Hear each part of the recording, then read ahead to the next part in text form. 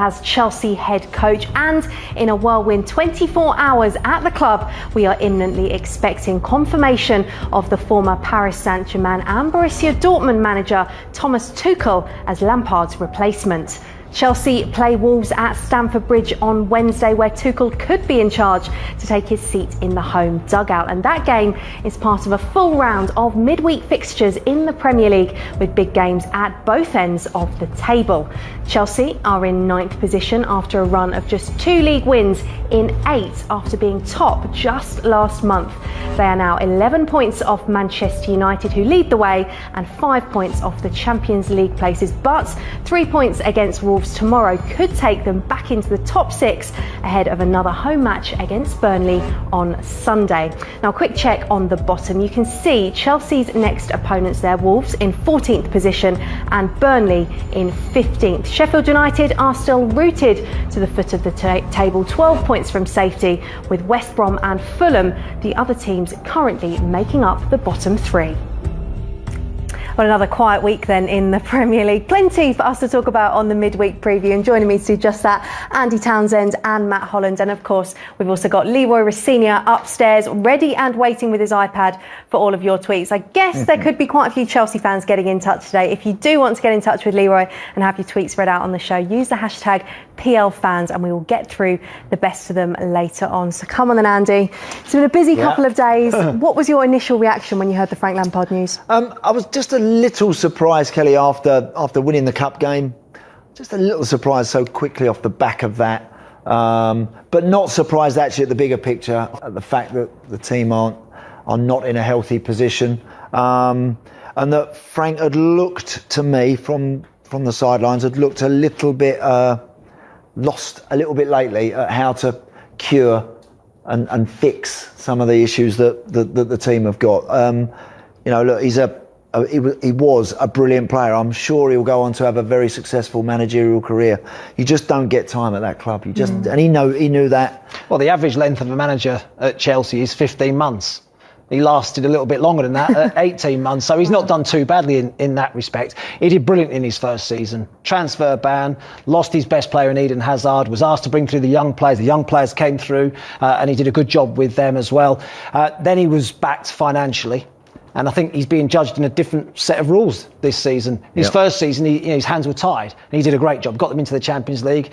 This season, it's slightly different. When you spend over £200 million, you're expecting to win things and you expect him to be challenging for the title, and I think that's what Roman Abramovich expected this season, and it hasn't quite happened for him. Is he a victim maybe of his success last season, or do you think that whatever he'd have done last season, the expectation this term would have been the same? Do you know, it's one of those ones where, let's be honest, had there not been an embargo, would Frank have got the job when he did? No, they would probably have gone elsewhere and given it to a more high profile, someone with a better CV as a coach. So he can be thankful in that respect that he's given the opportunity. I think his legacy is, as Matt says, some very good young players have come through. The likes of Reece James in the team to stay in the team. Mason Mount, I think is in the team to stay in the team. I'm not quite so sure from there. I'm not sure how Tuchel will view someone like Tammy Abraham, he wants to get the team into the top 4 to be winning things. Will he want a striker that maybe guarantees him a bit more? Possibly. I don't know. We'll see. But I think Frank has done a good job. Matt, you made a very good point about the difference with winning the FA Cup, Mikel Arteta, earlier. Well, I mean, if Frank had won that, he would have been given a little bit longer. I'm absolutely even with the results. Even with the current situation, I think. Well, look at Mikel Arteta's run this season. Yeah. They could easily have sacked him, but everyone's all of a sudden saying, "Well, actually, he's just won 2 trophies. Yeah, he's won the FA Cup, he's won the Community Shield, and so he's been automatically given a little bit longer at Arsenal to get things right. If Frank had won the FA Cup the back end of last season, I think he'd have been in the same situation. Well, let's take a look at the statement that Frank Lampard did post on his Instagram. He revealed this through the LMA as well. Classy as ever. It's been a huge privilege and an honour to manage Chelsea, a club that has been a big part of my life for so long. Firstly, I would like to thank the fans for the incredible support I've received. I hope they know what that means to me.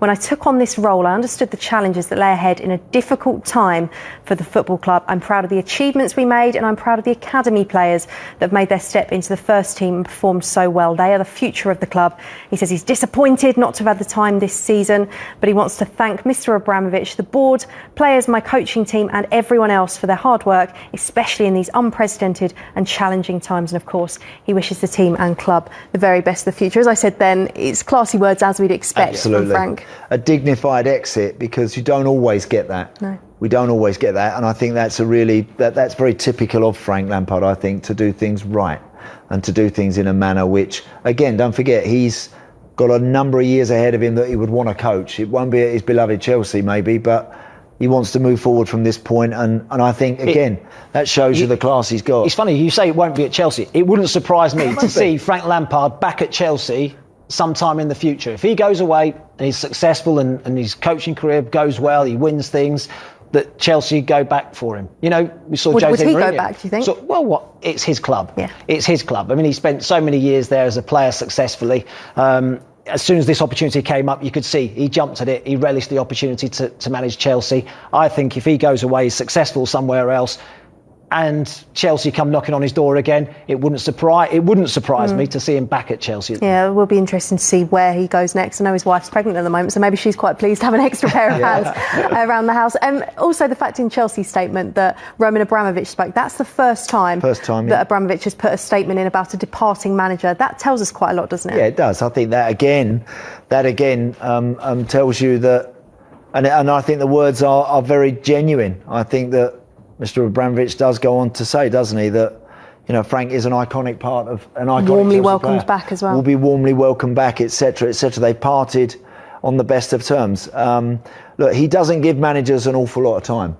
What he does give them is tons of money, and that's it in a nutshell. You know, you might not get the years you want, but you'll get the millions you need. And because of that, he expects results. And so because of he's going that, to give him money. And Frank, when he took that job, will have known that he knows that club better than most. He will have known when he went in that that's the kind of terms and conditions. It doesn't matter that he's a club icon, that he's had such a successful time there as a player. It doesn't matter. We've seen club icons.